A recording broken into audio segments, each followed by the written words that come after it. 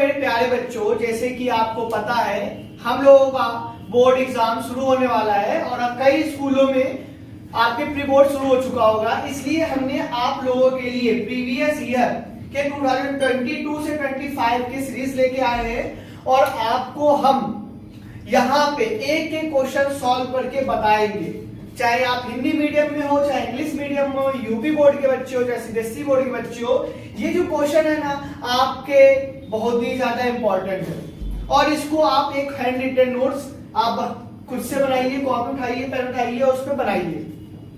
इसी तरीके से ज्यादा बातें ना करते हुए हम लोग आप पेपर का सॉल्यूशन करते हैं और देखते हैं फर्स्ट क्वेश्चन क्या है हमारे पास। समझते हैं, लिखा हुआ है the image of an object formed by concave mirror, formed by concave mirror is found virtual, erect and greater than object। यानी कि आप खुद समझिए, जब हम लोगों ने इमेज का फॉर्मेशन पढ़ रहे थे उसमें 6 तरीके का रूल बताया गया था ना, जब फोकस पे हो, इंफिनिटी पे हो तो यहाँ पे देखिए सबसे पहले तो एक सिंपल सी बात समझिए, इसमें जो लिखा हुआ है सिर्फ वर्चुअल फाउंड हो रहा है और इरेक्ट फाउंड हो रहा है। तो बेटा सिंपल सी बात है, यहाँ पे आपका जो इमेज बनेगा पोजीशन ऑब्जेक्ट का होगा वो होगा पोल और प्रिंसिपल फोकस के बीच में, ठीक है। इसी तरीके से आपका इसमें देखिए दर्पण के ध्रुव तथा मुख्य फोकस के बीच। भैया ये अगर आपको समझना है, अगर आपको वीडियो समझ में आ जाए तो मुझे बताना, मैं इमेज फॉर्मेशन का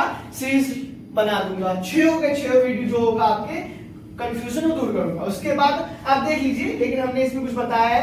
देखो जब हमारा क्या है, इधर देखो बेटा, जब हमारा फोकस और प्रिंसिपल, ये देखो बेटा फोकस और पोल के बीच में ऑब्जेक्ट रखा होता है तो हमारा कहां जाके बनेगा, ये बाहर आएगा। यानी कि between the pole and principal focus के बीच में अगर होगा हमारा तो वहां पे वर्चुअल एंड इरेक्ट फाउंड होगा, ठीक है, जैसा कि आपको समझ में आ चुका है। नेक्स्ट क्वेश्चन पे आते हैं। देखिए सेकंड क्वेश्चन क्या है मेरा बेटा, the focal length of spherical mirror, most important. इस बार जो बोर्ड होने वाला है 26 में ये क्वेश्चन जरूर आएगा। इस क्वेश्चन की जगह केवल ये जो आपका -15 लिखा हुआ है ना बेटा, इस जगह -25 लिख के आएगा 101%। देखिए इसमें लिखा हुआ है the focal length of spherical mirror and thin बेटा मिरर भी है और आपके पास थिन स्फेरिकल लेंस भी है और -15 है। इसमें लोगों को पूछा क्या पॉसिबल क्या होगा, दोनों क्या कॉनकेव होगा, दोनों क्या कॉनकेव, बोथ कॉनकेव बेटा, both convex, concave mirror and convex lens, convex mirror and concave lens. तो आप बताओ यहाँ पे क्या होगा, सिंपल सी बात है, दोनों ही माइनस में आ रहा है, आपका बोथ होगा concave both concave mirror and concave lens, क्योंकि आपका फोकल लेंथ जो है बेटा -15 है। यहाँ पे जो होगा दोनों ही अवतल होगा। भैया ये बताइए, एक्सप्लेन कीजिए इसे कैसे। देखो बेटा यहाँ पे लिखा हुआ है, समझिएगा, क्योंकि अवतल दर्पण और अवतल लेंस दोनों के फोकस दूरी ऋणात्मक होते हैं, यानी कि निगेटिव होते हैं। एक मैंने पहले वीडियो बनाया उसमें आपको बताया है से कब फोकल लेंथ माइनस में होगा, कब प्लस में होगा।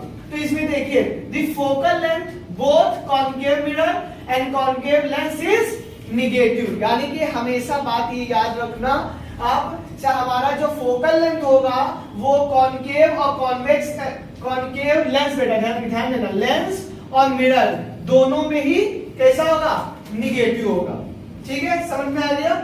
इस बार की पेपर में बस आपके जिस जगह 15 लिखा हुआ है बेटा उस जगह हटके केवल -25 आएगा, 25 सेंटीमीटर लगा, आप देखिएगा इस बार।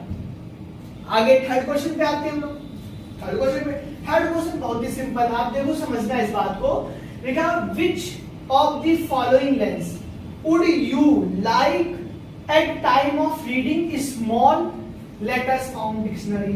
अच्छा ये बात आपको समझ में आ गया होगा, इसमें लिखा हुआ है, मैं एक बार इससे देख लेता हूं। Which of the following lens would you like time of reading small letter, छोटे से लेटर। तो इसका क्या होगा, सिंपल सी बात है बेटा, क्या है, convex lens of focal length 10 centimetre. भैया ये बताइए आप से आपने 50 सेंटीमीटर क्यों नहीं किया, और 50 सेंटीमीटर 10 सेंटीमीटर, आप दिमाग लगाइए आप, यहाँ पे 50 है 10, इसमें स्मॉल लेटर यानी डिस्टेंस कवर करेंगे, जिसका मैंने कुछ बताया, आप समझो इस बात को। लिखा हुआ है से आ convex lens focal length is 10 centimetre. भैया ये कैसे हुआ, यहाँ पे फोकस दूरी जो है ना कॉन्वेक्स लेंस है, इसलिए कॉन्वेक्स लेंस में हमेशा कम दूरी, आप जब वो क्या बोलते हैं हाइपर मायोपिया और मायोपिया वाले चैप्टर पढ़ोगे तो उसमें आपको बताया जाएगा, अभी आप समझो से कैसे हुआ।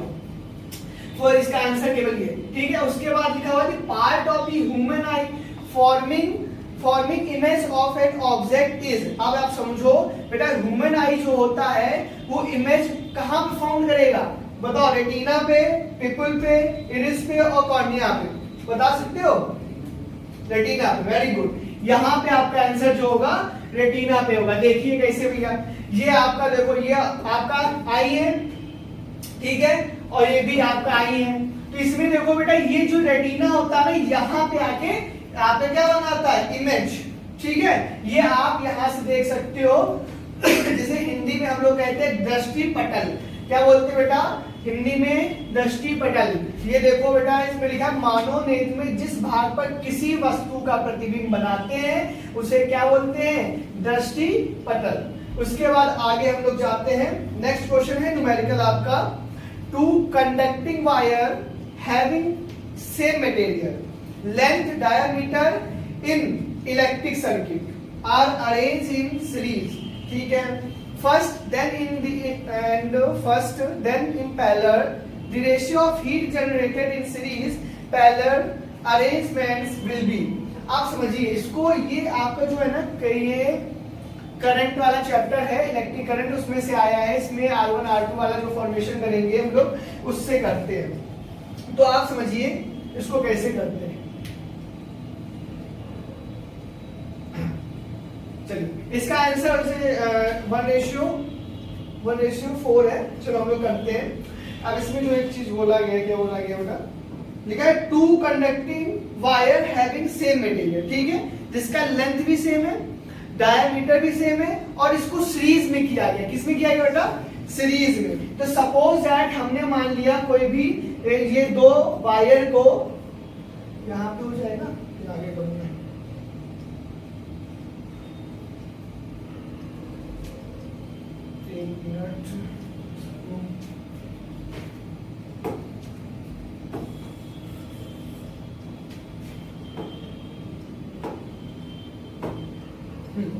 सीरीज। चलिए पहले हम लोग कर लेते हैं, यहाँ पे आ नहीं पाएगा, आगे कर लेते हैं, पेज खाली है।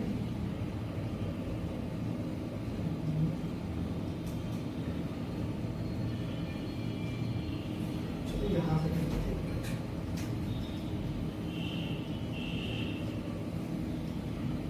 ठीक है। इधर ध्यान दीजिए, क्वेश्चन नंबर जो आपका था, क्वेश्चन नंबर है 5, इसको करते हैं हम लोग, एक एक स्टेप समझते हैं। जैसे कि हम लोग देखो अभी कर रहे थे, 14 क्वेश्चन भी कंप्लीट कर लिए, जिसमें हम लोगों ने किया ह्यूमन आई का फॉर्मिंग इमेज कहाँ पे बन रहा है, इसका आंसर आया था आपका रेटिना पे। अब देखिए नेक्स्ट जो है लिखा हुआ है से टू कंडक्टिंग वायर, यानी कि दो कंडक्टिंग वायर दे रखा है, ठीक है, जिसका लेंथ जो है बेटा इसमें समझो, लेंथ जो है वो और डायमीटर इलेक्ट्रिक सर्किट को सीरीज एक बार हमको लोग सीरीज में कनेक्ट कर रहे हैं, एक बार पैरेलल में कनेक्ट कर रहे हैं, ठीक है। तो चलो हम लोग देखते हैं, एक बहुत आराम से करते हैं इस न्यूमेरिकल को। देखिए बेटा सीरीज में हम लोग करेंगे, एक मिनट,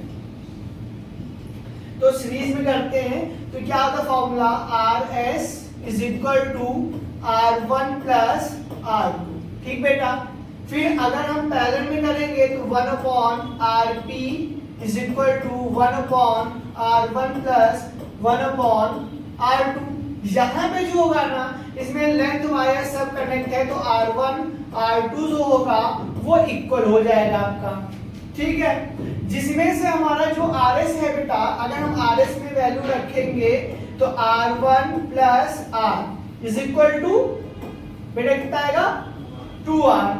इसी तरीके से हम पैरेलल में रखेंगे तो RP is equal to 1/r plus 1/r। इसका सॉल्यूशन आप करोगे तो 2/r आ जाएगा, और यहां से अगर हम लोग RP निकालेंगे तो r/2 आ जाएगा। ये बात को समझ गए आप लोग? इस बात को समझे?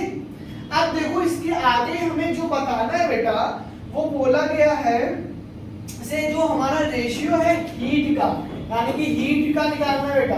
तो आप समझो इस बात को, हीट का निकालना है तो फॉर्मूला हम लोग करते हैं। फॉर्मूला जो होता है, कुछ गड़बड़ हो गया, 1 मिनट बेटा, 1 मिनट। RT r/2, ठीक है। अब देखो इसमें बोला गया बेटा से ratio heat generated in series and parallel arrangement. तो हम लोग एक फॉर्मूला पढ़े थे, कौन सा? हीट का फॉर्मूला है P = V²/R। तो इसको एक बार हम रखेंगे सीरीज में, तो क्या आ जाएगा? वोल्ट सेम हो गए यहाँ पे आपका, इसमें कोई चेंजमेंट नहीं है, तो V²/RS बेटा, और P इज इक्वल टू क्या आ जाएगा? V²/RP। अब इन दोनों का रेशियो क्या हो जाएगा? PS/PP इज इक्वल टू क्या हो जाएगा? V²/RS/V²/RP। ठीक है बेटा, इसको हम लोग रखते हैं तो V²/RS इंटू RP/V², ये कट जाएगा आपका। यहाँ पे क्या आ जाएगा? RP/RS। फॉर्मूला क्या है बेटा? सॉरी, अभी हम लोगों ने निकाला क्या है? यहाँ पे देखो बेटा, समझो, हमने निकाला है RP की वैल्यू और RS की वैल्यू। ये दोनों ही वैल्यू यहाँ पे पुट कर दीजिए। RP क्या है? R/2, और ये है 2/R। ये है बेटा। तो यहाँ से हम लोग क्या कर लेंगे, समझो, ये हो जाएगा आपका, कट जाएगा ये वाला, ये हो जाएगा 1/4 इज इक्वल टू, इसका आ जाएगा 1/4। इसका क्या जाएगा बेटा? 1/4, जो कि आपका आंसर है C। क्या आंसर है इसमें? इसमें आपका C आंसर है 1/4। कोई डाउट देखते हुए समझ गए? कि आपको बता दूं मैं, ये जो क्वेश्चन है, इस तरीके के क्वेश्चन आते हैं। एक रेजिस्टिविटी वाला जो है उससे भी आपका क्वेश्चन बनता है, तो आप इसको ध्यान से समझिए। रेशियो का एक क्वेश्चन आएगा ही, ठीक है। एक और है, मैं अभी अगर आप लोग को समझ में वीडियो आ रहा होगा तो मुझे बताना, मैं एक बार आप लोगों के लिए एक वीडियो फिर लेके आऊंगा और समझ में आए तो। इसी तरीके से हम लोग आगे बढ़ते हैं। नेक्स्ट क्वेश्चन क्या था बेटा? नेक्स्ट क्वेश्चन है, पीछे आते हैं, यहाँ पे नेक्स्ट क्वेश्चन है हम लोगों का, हाँ, The arrangement to produce electric current is called। Simple समझना भैया, ये क्या बोला है? अरेंजमेंट ऑफ इलेक्ट्रिक क्या है? Produce electric current is called. अब बताओ, जनरेटर है यहाँ पे, गैल्वेनोमीटर है, एमीमीटर है, अब मोटर है। बेटा ये बताओ, जनरेटर ही से तो हम लोग करते थे, तो इसका आंसर क्या हो जाएगा? जनरेटर। क्या होगा बेटा? जनरेटर। अब देखो, हम आपके लिए कुछ लेके आए थे, अगर होगा, हाँ समझो, यहाँ पे आप समझो, हमने लिखा हुआ है यहाँ पे। इसका आंसर तो हम लोगों को पता चल गया। ये क्या है? हिंदी में जनित्र बोलते हैं, हिंदी में जनित्र बोलते हैं, और इंग्लिश में जनरेटर बोलते हैं, ठीक है। और कुछ समझते हैं, जैसे एमीटर है, वोल्टमीटर, क्या है समझिए। जनरेटर जो था मेरा बेटा, क्या बेटा मैंने बताया, जो जनरेटर है, 1 मिनट, जो जनरेटर, देखो, generator is a device convert mechanical energy into electrical energy. यानी कि जो मेरा जनरेटर है ना बेटा, वो इलेक्ट्रिसिटी प्रोड्यूस करता है। वो क्या करता है? मैकेनिकल से इलेक्ट्रिकल में कन्वर्ट करता है। बस ये मल्टीपल चॉइस क्वेश्चन आपके आएंगे इस बार के पेपर में, मैं बता रहा हूँ, साहब आपके लिए लेके आया हूँ। अब गैल्वेनोमीटर क्या होता है? गैल्वेनोमीटर एक तरीके का इंस्ट्रूमेंट है जो क्या करता है? डिटेक्ट करता है और मेजर करता है। क्या चीज को? इलेक्ट्रिक करंट को। गैल्वेनोमीटर डिटेक्ट करेगा और मेजर करेगा किसको? आपके इलेक्ट्रिक करंट को। कोई डाउट? ठीक है। आगे एमीमीटर क्या बेटा? एमीमीटर मेजर करता है इलेक्ट्रिक करंट को। समझना इस बात को, ये मेजर करता है, डिटेक्ट नहीं करता। इसमें लिखा है मैंने, measure the current in a circuit but does not generate generate करेंगे। ये मेजर करेगा लेकिन ये इलेक्ट्रिक को जनरेट नहीं करेगा। इस बात को समझिए आप, ठीक है ना। और नेक्स्ट जो एक आपका मोटर है, मोटर शायद आपके इस बार के शायद हट गया है, सिलेबस में नहीं है, लेकिन फिर भी सब आया तो हम कुछ समझ लेते हैं। इसमें लिखा मोटर इलेक्ट्रिकल एनर्जी को मैकेनिकल एनर्जी में कन्वर्ट करेगा, ठीक है। कोई डाउट है? क्यों? क्योंकि आप खुद समझो ना, जब हमारा ये जनरेटर था, कहाँ गया आपका जनरेटर? ने क्या समझो, जनरेटर मैकेनिकल से इलेक्ट्रिकल में, ठीक है। और उसके बाद जो आपका गैल्वेनोमीटर है वो डिटेक्ट और मेजर करेगा इलेक्ट्रिक करंट को, लेकिन करंट प्रोड्यूस नहीं करेगा। इस बात को ध्यान दीजिएगा। इसी तरीके से मोटर जो है आपका वो इलेक्ट्रिकल से किस में कन्वर्ट होगा? मैकेनिकल में, ठीक है। अब ये आपके जो चार ऑप्शन थे, इस चारों ऑप्शन को हमने यहाँ पे करा दिया। कोई डाउट हो तो कमेंट सेक्शन में आप पूछ लेना। अब हम लोग आगे की ओर बढ़ते हैं। आगे क्वेश्चन क्या है देखते हैं।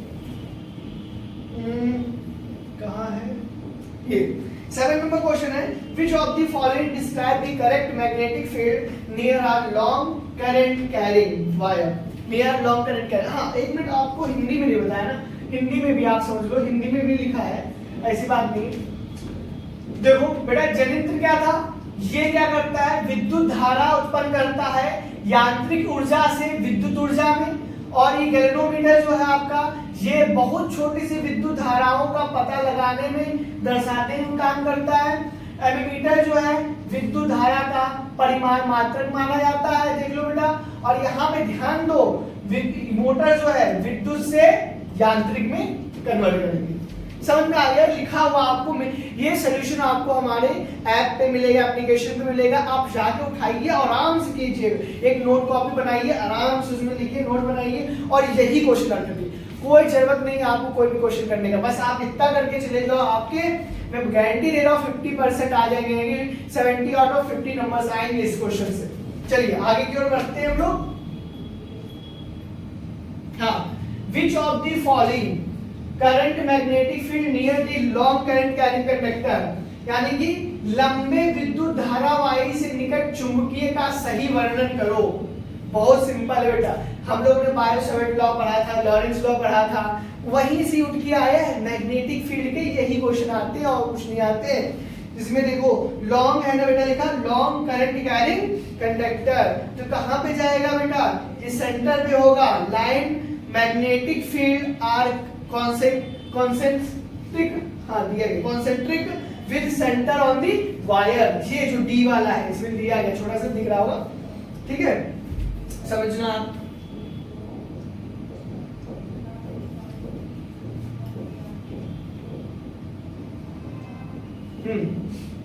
इसका आंसर क्या है? चुंबकीय क्षेत्र की संकेंद्रीय क्षेत्र रेखाओं का केंद्र तार होता है, इसीलिए लॉन्ग सोलेनॉइड से लिखा है कॉन्सेंट्रिक विद सेंटर वायर। क्या है बेटा यहाँ पे?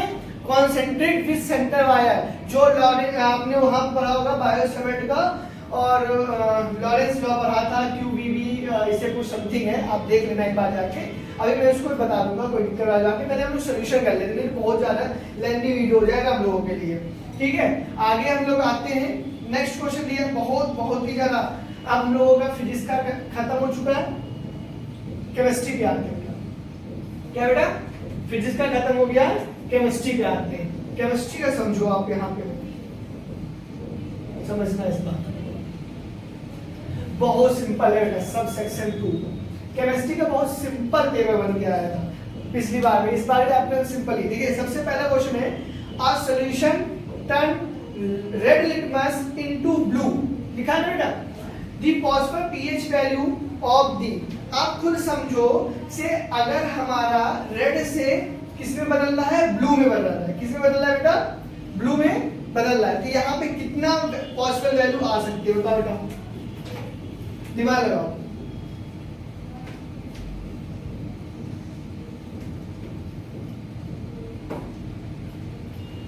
समझो आया? 1 बिलियन लाल लिटमस को नीला बनाता है, ठीक है। तो आप ये बताओ, एक चीज तो मुझे पता है, न्यूट्रल जब होगा, क्या बेटा? न्यूट्रल होगा तो उसकी वैल्यू कितना होगा? 7 होगा।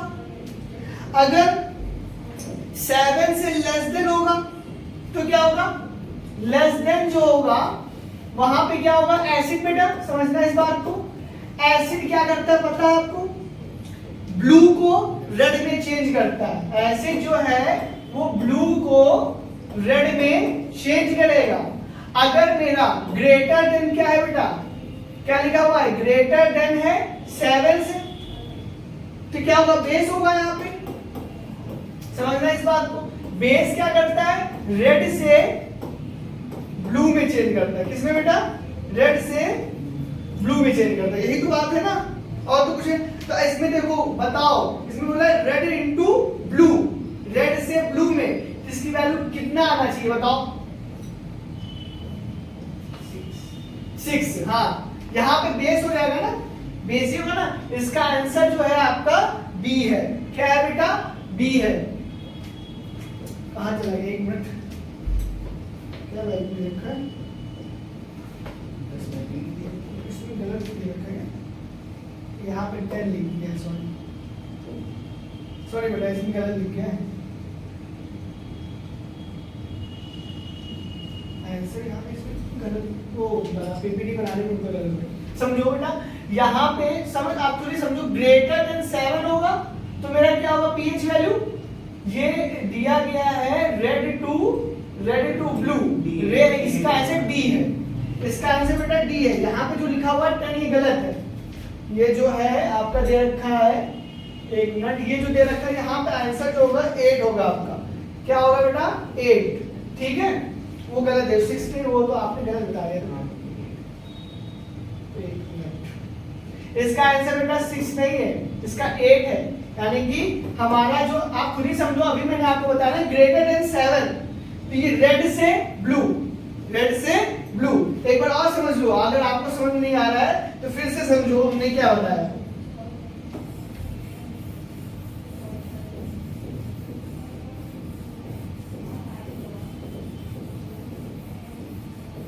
हमने बताया पहले आप न्यूट्रल को उठाओ, किसको उठाओ बेटा, न्यूट्रल को उठाओ,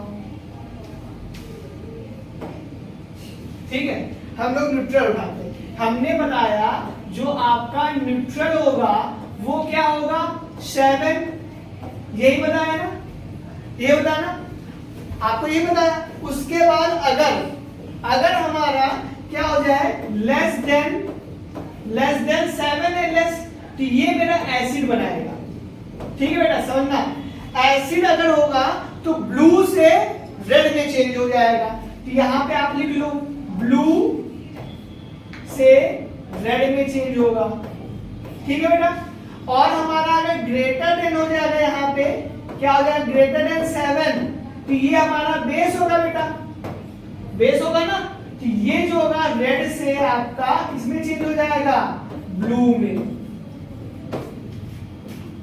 समझ में आ गया, इतना सा आप लिख लो बस, उसके आगे कुछ, इसका आंसर डी होगा 8, ठीक है। आगे चलिए 9 नंबर करते हैं, इसमें भी डी आपका होगा, ठीक है, मतलब 1 बिलियन % नीला में कन्वर्ट हो जाता है। न्यूट्रल इज, ठीक है, न्यूट्रल 7 लेस एसिड, अम्ल हो जाएगा, ये अम्ल होता है बेटा, आप लिख दो अम्ल,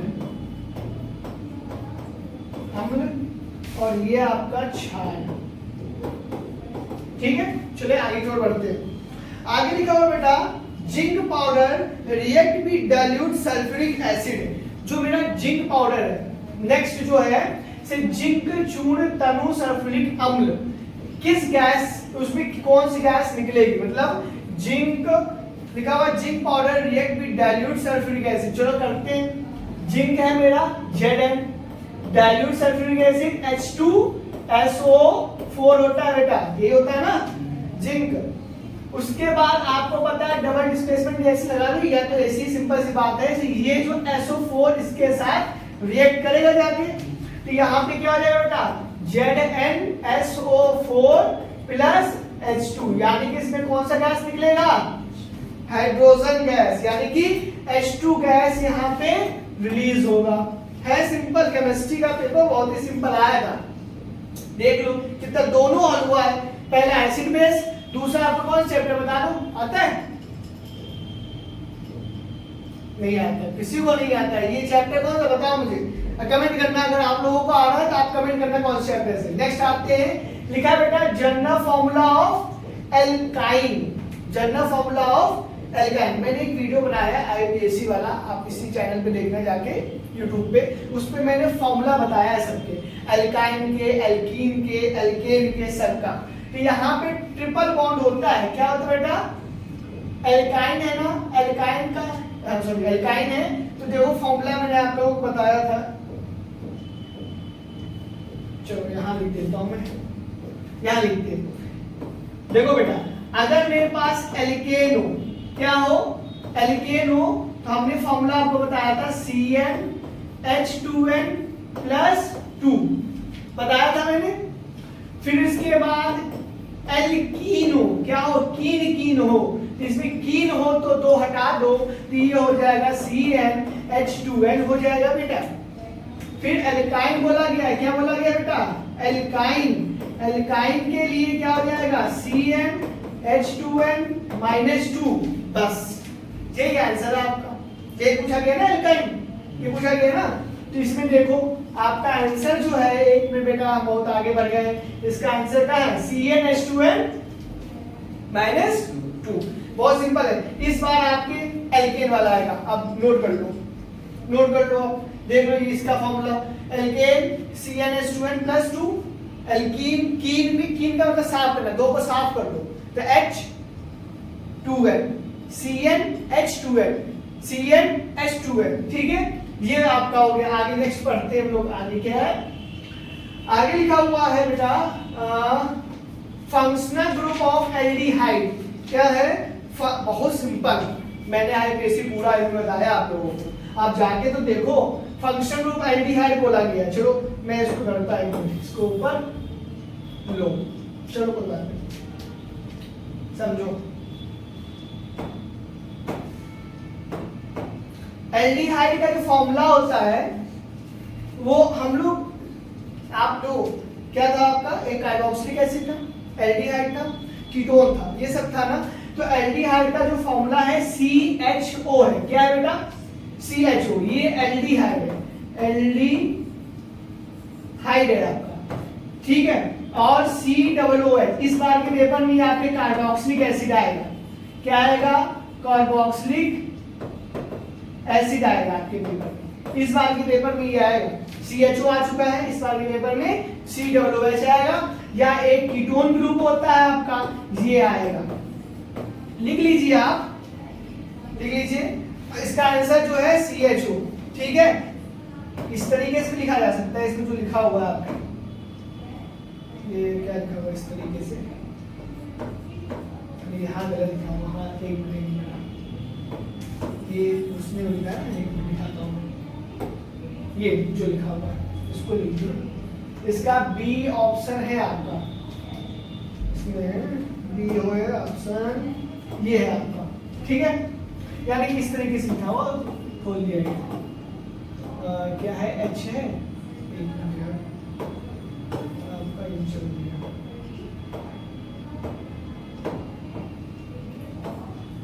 ये जो लिखा हुआ है डबल बॉन्ड ये बनाता है, और ये H सिंगल होता है, ठीक है, बताया था हम लोगों ने, उस टाइम भी किए थे। अब आगे की ओर बढ़ते हैं, बोलेंगे आगे, हाँ आगे लिखा विच of the following method displace hydrogen from acid. अब जो ये हाइड्रोजन फ्रॉम एसिड से कौन डिस्प्लेस करेगा, बता सकते हो, बताओ आप लोग। बहुत सिंपल है, अभी तक का जितना हम लोगों ने किया केमिस्ट्री की, एक भी ऐसा कोई टॉपिक नहीं होगा जो मैंने पढ़ाया नहीं है, एक एक स्टेप बताया बेटा, एक एक स्टेप हमने सॉल्यूशन इसीलिए आप लोगों को लाया है, समझो तो पहले। मैं गारंटी दे रहा हूं आपके 96 आएंगे, यानी कि अगर 70 लोग हैं तो 66 आएंगे, पहले आप करो तो सॉल्यूशन। जब यही सॉल्यूशन नहीं कर पाओ तो आप लोग क्या है, इसमें इसका आंसर जो होगा MgZn होगा। देखो आगे की ओर बढ़ते हैं, एक मिनट समझो, कुछ बता देते हैं। लिखा है मेटल, कुछ चीजें मैंने लेके आया आपके लिए, मेटल सच एज MgAl, और क्या लिखा है देखना बेटा, MgAl और जो Zn है आपका, ये सब क्या होगा, above the hydrogen, activity series में यानी कि रिएक्टिविटी सीरीज में जो है हम लोग पढ़े थे वो सब ऊपर होगा, इसलिए मोर रिएक्टिव होता है किससे? हाइड्रोजन से। क्या होता है बेटा? मोर रिएक्टिव होता है हाइड्रोजन। समझ में आया? इसमें हमने क्या बताया, एक है MgAlZn यानी कि आप ऐसे याद कर लो MAZ यानी कि MgAl और Zn जो होगा वो हमारा रिएक्टिविटी सीरीज में ऊपर होता है, इसलिए हाइड्रोजन क्या होगा यहाँ पे? लेस रिएक्टिव होगा ना उससे, ये ज्यादा मोर रिएक्टिव एलिमेंट्स होगा। नीचे वाला हमने बताया Cu Ag और Au। एक मिनट गलत कर दिया, एक मिनट जो आपका है सही से Cu, हाँ सही Ag और क्या था Hg और Au, ये सब जो होगा ना आपका ये बिलो डी हाइड्रोजन आता है। कहां पे आता है बेटा? Below D hydrogen. ये रिएक्टिविटी सीरीज इससे कम होता है, इस वजह से ये तो यानी कि जो इसका ऑप्शन जो था लिखा हुआ है ना Mg, तो लिखा हुआ है MgZn। ठीक है, कोई डाउट इतना? चलो हम लोग आगे धीरे से बढ़ते हैं, लगभग क्वेश्चन हो गया हम लोगों का। केमिस्ट्री का एक क्वेश्चन बचा हुआ है, इसका क्या नाम सही है? इसमें लिखा हुआ कीटोन ग्रुप, देखो फिर यही आ गया, फिर से आ गया जो आपको बताया था। एल्डिहाइड ग्रुप था, इसका कीटोन ग्रुप कौन सा होगा बताओ, बता सकते हो? ये देखो CHO लिखा हुआ है, ये लिखा हुआ है CHO, ये कीटोन ग्रुप है आपका, कि ये है आपका कीटोन ग्रुप। नहीं बेटा, ये इसलिए नहीं है क्योंकि यहाँ पे समझो COOH है, CWOH हो जाएगा। और ये केवल देखो एक बात और याद रखना हमेशा, जो हमारा कीटोन ग्रुप होगा वो मिड में आएगा, इधर उधर नहीं आएगा। तो इसका आंसर जो हो जाएगा वो डी हो जाएगा। क्या हो जाएगा बेटा? आंसर डी हो जाएगा। देखो चलो कोई बात नहीं, कहीं लिखा होगा। समझ में आ गया ना आपको? कीटोन ग्रुप क्या होता है? कीटोन ग्रुप हमेशा बीच में आएगा, इधर उधर नहीं आएगा। चलो आपका ये कंप्लीट हो गया कौन सा? केमिस्ट्री। अब केमिस्ट्री के हम लोगों ने कर लिया, अब बायो पे आते हैं। अब बायो के क्वेश्चन देखते हैं। चलो भैया बायो पे आते हैं हम लोग। बेटा आप लोगों को समझ में आ रहा है तो हमारे चैनल को सब्सक्राइब कर दो और लाइक भी कर दो बेटा थोड़ा सा, ठीक है? आगे की ओर बढ़ते हैं। चलो एक मिनट पीछे। हाँ, पहला क्वेश्चन लिखा हुआ बेटा, during the process respiration breakdown. इस बार के क्वेश्चन में ये आपका जरूर आएगा, ये वाला पेपर में आ सकता है। देखो क्या लिखा है, during the process respiration breakdown glucose into uric takes place in। अब ये बताओ कौन सा? ये तो बहुत आगे आ गया क्या लोग? एक मिनट, अभी यहाँ पे क्वेश्चन आ गया तो 50 नंबर क्वेश्चन आ गया। ये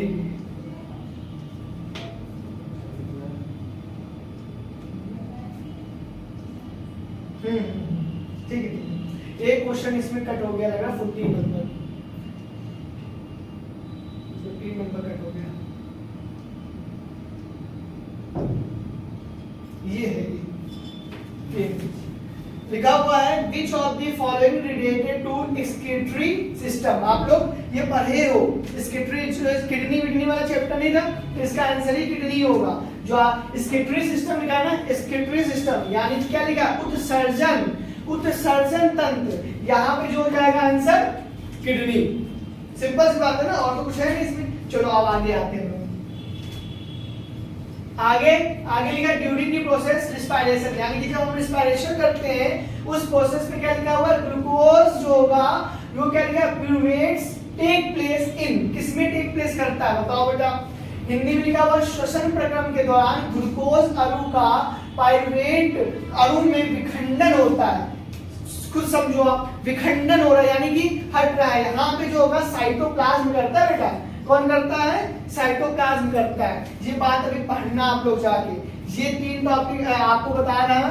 माइटोकॉन्ड्रिया पढ़ना आप जाके और साइटोप्लाज्म पढ़ना, ये दो। अभी न्यूरॉन एक है उसको ही पढ़ना, अभी आप बताएंगे कि करके। आगे की ओर बढ़ते हैं और देखते हैं। आगे लिखा हुआ है कि ability of organism to give rise new organism. From their body parts. ये बताओ, ये तो सिंपल है, ये तो लाइफ प्रोसेस का चैप्टर आपका है, उसमें से दिया गया। बताओ से जीवों में अपने कायटे भाग से नए जीव के निर्माण की क्षमता को कहा जाता है। बताओ इसको विखंडन, मुकुलन, पुनरुद्भवन और खंडन। बताओ बेटा क्या हो गया यहाँ पे?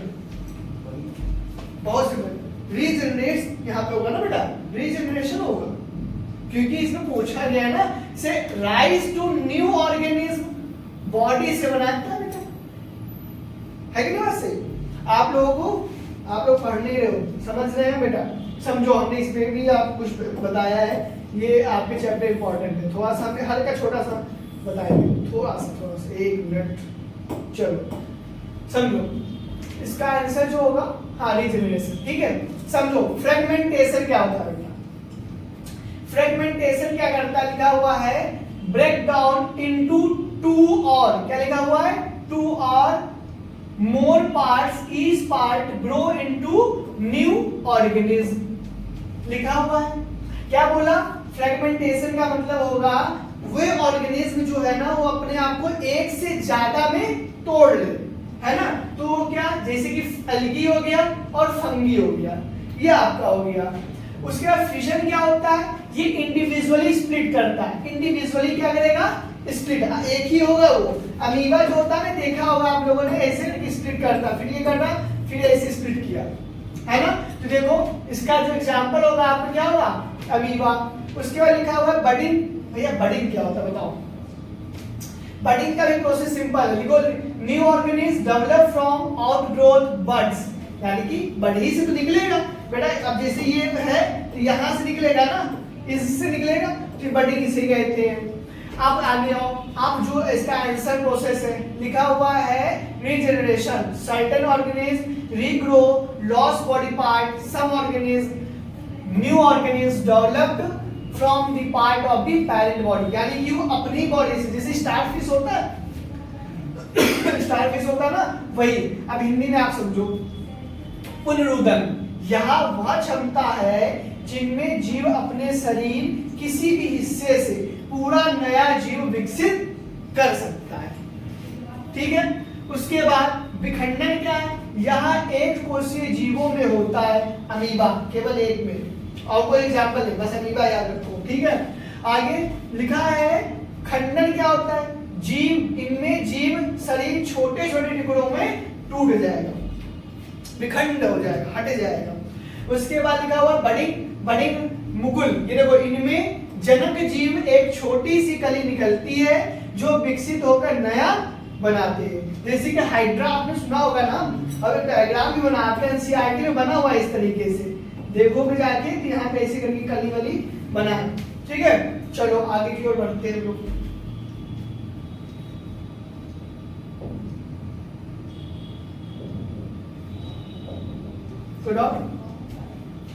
ठीक है, ये ठीक है। Which of the, अब ये तो बताइए तो बेटा, इसमें लिखा हुआ है which of the following convert into seed, इनमें से कौन सा जो है जो सीड में कन्वर्ट हो जाएगा? बता दीजिए जरा, आप लोग भी कमेंट कर दीजिए। इसका आंसर जो कमेंट करेगा मैं उसको रिप्लाई जरूर दूंगा। बताइए बेटा, बताइए क्या होगा? बताओ। ए होगा पक्का? ओव्यूल, सही है, वेरी गुड। इसका आंसर क्या होगा इसमें? बीजांड। निम्न में से कौन बीज परिवर्तित होता है? बीजांड। अब अगर आपका ये चारों को समझना है तो मेरे कमेंट सेक्शन में आप कहिए भैया इसको समझाइए, मैं आपको जरूर समझाऊंगा। चलो आगे की ओर बताएं। लिखा a section of DNA provide, ये भी आपको बताना है। This section of DNA provide information for synthesis of protein record. बताओ, ये तो बहुत सिंपल है। डीएनए का वह भाग जिनमें प्रोटीन संश्लेषण की सूचना देता है। बताओ जल्दी बताओ। हाँ जी, वेरी गुड। जीन, लक्षण कहा गया, सॉरी जीन। आगे आते हैं। आगे लिखा हुआ विच of the following example artificial ecosystem हमने पढ़ाया था अभी। इकोसिस्टम क्या होता है जल्दी बताइए। विच of the following example of artificial ecosystem. Artificial बेटा ग्रासलैंड आर्टिफिशियल नहीं है, डेजर्ट नहीं है, फॉरेस्ट नहीं है, तो क्या बचा आपके पास? आर्टिफिशियल। अभी हमने यहाँ पे मैंने बताया था इकोसिस्टम बायोटिक, अबायोटिक कंपोनेंट्स होता है, biotic living organism, non living organism, ये सब समझाया। अगर आपको समझना है तो बताइएगा मुझे। आगे बढ़ते हैं। निम्न में से कौन सा कृत्रिम पारतंत्र का उदाहरण है? यानी कि विच ऑफ द फॉलोइंग, वो तो चाहिए तो वही आपका। फिर लिखा विच of the following is not plant of hormone, बताओ। सी, ठीक है, थायरोक्सिन, वेरी गुड। आगे की ओर बढ़ते हैं हम लोग। Thyroxine, artificial intelligence, sorry artificial land and human. उसके बाद चलो सबसे पहला क्वेश्चन आया है किसका? क्वेश्चन है आपका फिजिक्स का, ठीक है। फिजिक्स का क्वेश्चन हम लोग करते हैं और इसको हमको बताइए। चलिए लिखा हुआ है इसमें क्वेश्चन में एन ऑब्जेक्ट, एक मिनट बड़ा कर देगा, समझो, आप लोग भी करो हम भी करते हैं। इसमें लिखा हुआ है an object place a distance 25 centimetre. जो इमेज है, सॉरी ऑब्जेक्ट है, वो 25 सेंटीमीटर है कॉन्केव मिरर से। हमने एक वीडियो आप लोगों के लिए बनाया था ना, उसको आप एक बार देखना है। इसको हम लोग सॉल्यूशन करते हैं। बोलो बेटा, करें। एक अवतल दर्पण से 25 सेंटीमीटर दूरी रखी गई दुगना बड़ा वास्तविक प्रतिबिंब बनाता है, तो फोकस दूरी बताइए। बताइए बेटा, पता है? आप लोग बताइए। चलिए हम लोग करते हैं। हम लोग फॉर्मूला लिखते हैं 1/f is equal to 1/v plus 1/u। ये किसका फॉर्मूला है? आपका मिरर फॉर्मूला है। यहाँ पे u क्या है आपको पता होगा, u हमारा ऑब्जेक्ट है बेटा, ठीक है। v जो है मेरा वो क्या है बेटा? इमेज। ये बात आपको बता चुके, लेकिन एक बार मैं बता रहा हूं। उसके बाद जो हमारा बोला है इसने बेटा से, जो मेरा ऑब्जेक्ट है ना वो कितना है? 25 सेंटीमीटर। तो u जो हो जाएगा -25। ये बेटा हमको बताओ से -25 सेंटीमीटर क्यों हुआ? बताओ क्यों हुआ? अगर आपको इसको ये वाला समझना है, मैं आपको -25 सेंटीमीटर कैसे हुआ, तो एक वीडियो बनाया है मैंने, लाइट चैप्टर न्यूमेरिकल वाला, उसमें आप समझो आगे। हमने बताया था उसमें बेटा से जब हमारा इमेज इसमें बोला गया, देखिए लिखा हुआ है से ऑब्जेक्ट जो है ना, वो ऑब्जेक्ट है ना, वो हमारा इधर इस तरफ आया है 25 सेंटीमीटर। जब हमने आपको समझाया, जब हमारा मिरर से अपोजिट की तरफ अगर आता है लेंथ, तो माइनस में होता है, और इधर की ओर जाएगा बेटा तो आपका प्लस में होगा। ये बात आपको समझाया है मैंने उस वाले वीडियो में, तो समझना। आगे हम लोग करते हैं। फिर इसमें क्या बोला गया? मैग्निफिकेशन, यानी कि ये सिंपल दुगना है ना, कि मैग्निफिकेशन दे रखा है, मैग्निफिकेशन दे रखा है। अच्छा इसमें बोला कि डबल है, डबल साइज में है, दुगना है ना, कि हो जाएगा 2। क्या हो जाएगा बेटा? 2 हो जाएगा। बस अब हम लोग आगे की ओर करते हैं कहानी।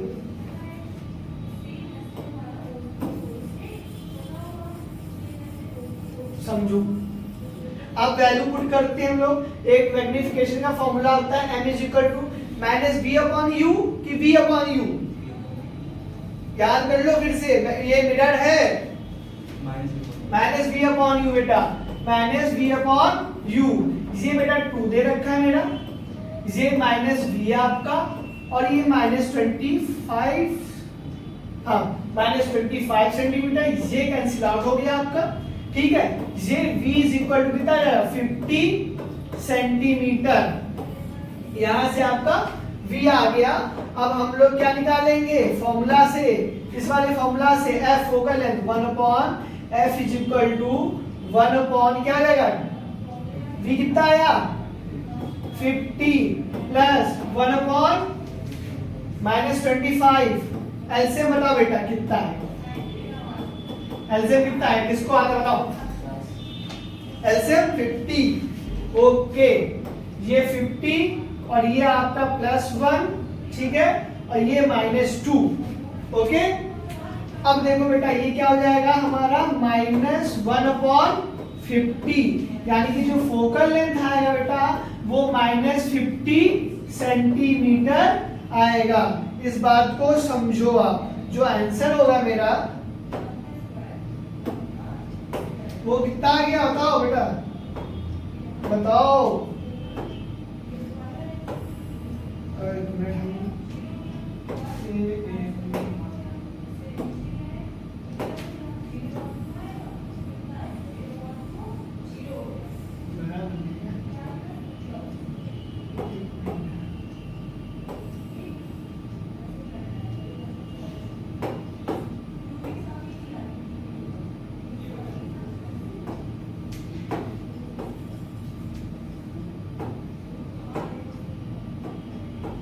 ये आपका आ गया -50 सेंटीमीटर। इसका फोकल लेंथ बताना था ना, तो इसका जो आंसर होगा पहले वाले का आंसर जो है वो क्या हो जाएगा बेटा, -50 सेंटीमीटर। भैया ये 50 सेंटीमीटर क्या है आप समझना, क्योंकि ये कॉनकेव मिरर है इसलिए इसका जो फोकल लेंथ है आपका क्या आया है, -15 सेंटीमीटर। ठीक है, अब नेक्स्ट वाला क्वेश्चन करते चलिए।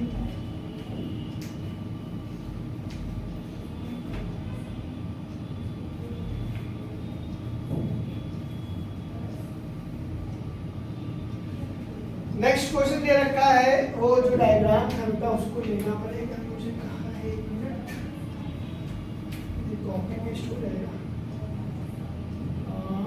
कॉपी और इधर आ जाओ पेस्ट। ठीक है,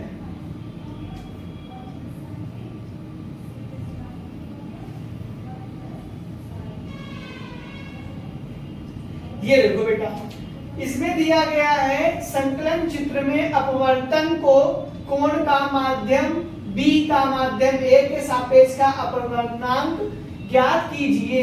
लिखा हुआ इंग्लिश में पढ़ते हैं हम लोग, लिखा हुआ find the angle of refraction reflective index B to A medium. यानी कि आप समझो इसमें बोला गया find the angle of refraction. ठीक है, रिफ्रैक्शन आपने पढ़ा होगा sin i upon sin r is equal to n, ये वाला फॉर्मूला लगेगा। I इंसिडेंस रे होता है, r जो होता है मेरा क्या होता है, रिफ्लेक्शन होता है। उसी तरीके से हम लोग देखते हैं डेंसर मीडियम में B related to medium A में जा रहा है। sin 60 की वैल्यू √3/2 है, sin 40 की वैल्यू 1/√2 है। ठीक है, करा है। तो आप लोगों ने एक फॉर्मूला पढ़ा होगा, या एक चीज आप देखो यहाँ पे जो है ना, यहाँ पे समझना है यार क्या हो गया, हाँ यहाँ पे समझो जो डायग्राम में है ना, वो यहाँ पे आई जो दे रखा है समझो, एक मिनट हम पहले फॉर्मूला लिख लेते हैं। बी मीडियम से जा रहा है ए में, ठीक है, तो क्या आ जाएगा sin i upon sin r। ये तो आपको पता होगा, स्नेल्स का फॉर्मूला है ये, है ना, रिफ्रैक्शन लॉ है ना, जिसमें टू लॉ बताया गया है। तीनों का जो रे होता है वो एक ही प्लेन पे होता है। दूसरा बताया गया था Snell's law, sin i upon sin r, वही वाला है। ठीक है, तो इसमें जो i दे रखा है, देखो वहां बेटा i की वैल्यू कितना देगा 45, i की वैल्यू 45, लेकिन r की वैल्यू आप समझो कैसे निकालोगे। ये देखो बेटा ये कितना है 90 डिग्री, इसमें समझो ये जो है ये मेरा 90 डिग्री है और r से निकाल ये नीचे की ओर आया है बेटा, और देखो ये नीचे कितना वैल्यू दे रखा है, ये 30 डिग्री दे रखा है बेटा, दे रखा है 30 डिग्री। हमें यहाँ पे रिफ्लेक्शन निकालना है, क्योंकि आप देखो यहाँ पे जो r की वैल्यू आ जाएगा वो 90 माइनस 30 आएगा बेटा, तो r की वैल्यू कितना आ जाएगा 90 माइनस 30 इज इक्वल टू 60 आ जाएगा। बस अब कुछ करना ही नहीं है आपको। अब यहाँ से क्या रिफ्रैक्शन वैल्यू क्या है, कहाँ गया क्वेश्चन, ठीक है, which medium is denser and why, इसमें पूछा गया है से जो मेरा मीडियम है वो कौन सा मीडियम डेंसर है और क्यों। चलो पहले इसका फॉर्मूला से वो निकाल लेते हैं, B A is equal to sine 45 upon sine 60। 45 की वैल्यू उसने बताया था, आप लोगों को पता होगा 1/√2 और उसका है √3/2।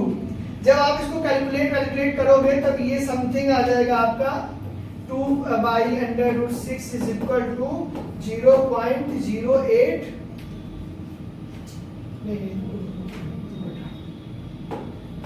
आप सोल्यूशन कर लेना, इसको हम कर देंगे 0.8 समथिंग आएगा, 0.8 समथिंग आएगा। और यहाँ इसलिए ये जो है ना, देखो आप समझो, इसमें मीडियम हमसे पूछेगा which medium, why medium A is which medium is denser and why, कौन सा मीडियम डेंसर है बता सकते हो, ए या बी। जब इसका वैल्यू 0.8 आया, यहाँ पे डेंसर मीडियम है, बी जो होगा ना रेयर से ए होगा, यानी कि जो यहाँ पे आपका बिकॉज लिख दे रहा हूं मैं, because n B A less than 1 means, समझना, means B is rare than A. ठीक है, अगर हमारा एक से कम आ रहा है, ठीक है, तो क्या हो जाएगा, B is rare than A। ठीक है, यानी कि रेयर मीडियम में हो जाएगा ना, एक से कम है ना, ये 0 पॉइंट कितना है 0.8, अगर हमारा 0 पॉइंट आता डेंसर मीडियम में होता। यही चीज हम लोग यहाँ पे किए, कोई डाउट आगे समझ, ये इंपॉर्टेंट क्वेश्चन है आपके लिए, इसको आप समझो, कुछ नहीं करना है, बस यही आप वैल्यू निकालेंगे 0.8, फिर रेयर डेंसर मीडियम बताना, उसके बाद आपका सॉल्यूशन आ जाएगा। और एक चीज मैंने इसके लिए आपके लिखा था शायद,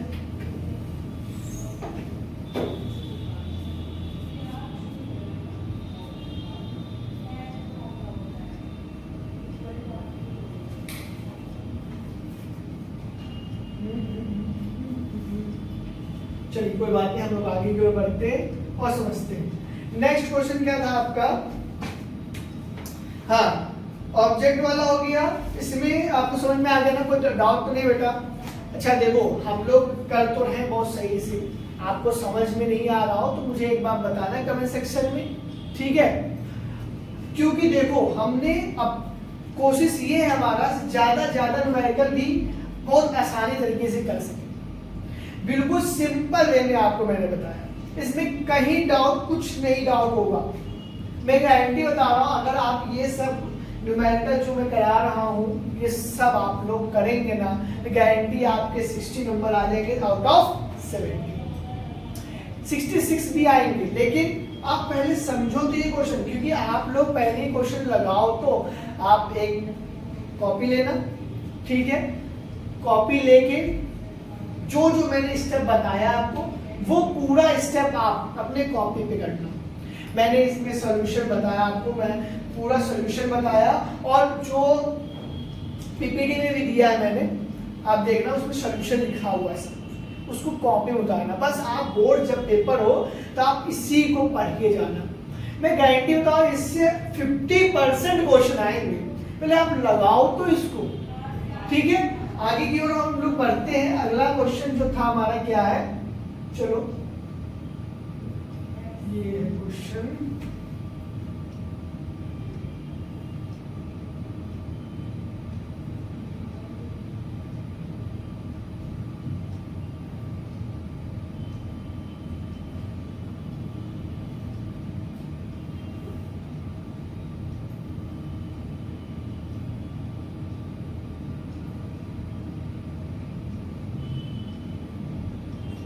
चलो नेक्स्ट क्वेश्चन हम लोग करते हैं, एक मिनट इसको सही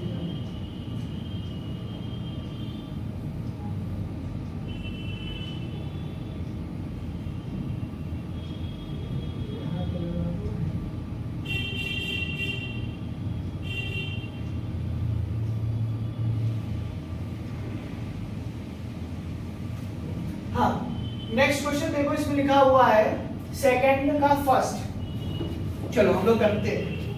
लिखा हुआ है एक निकट दृष्टि दोष वाला व्यक्ति 20 सेंटीमीटर दूरी पर स्थित पुस्तक को स्पष्ट पढ़ सकता है, पुस्तक को 25 सेंटीमीटर दूर रखकर पढ़ने के लिए कैसा और कितनी फोकस दूरी का लेंस अपने चश्मे में प्रयोग करना पड़ेगा।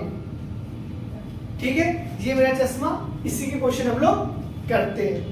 तो देखिए आप लोग लिखा हुआ है, इंग्लिश में देखते हैं, a man suffering near sightedness can read clearly a book place at distance 20 centimetre which type of the lens and having how to focal length should be used in his optical to read book place at 25 centimetre. चलिए करते हैं ये वाला question. आ जाए, करा जाए, एक बार आप लोग भी पढ़ लो क्या लिखा हुआ है।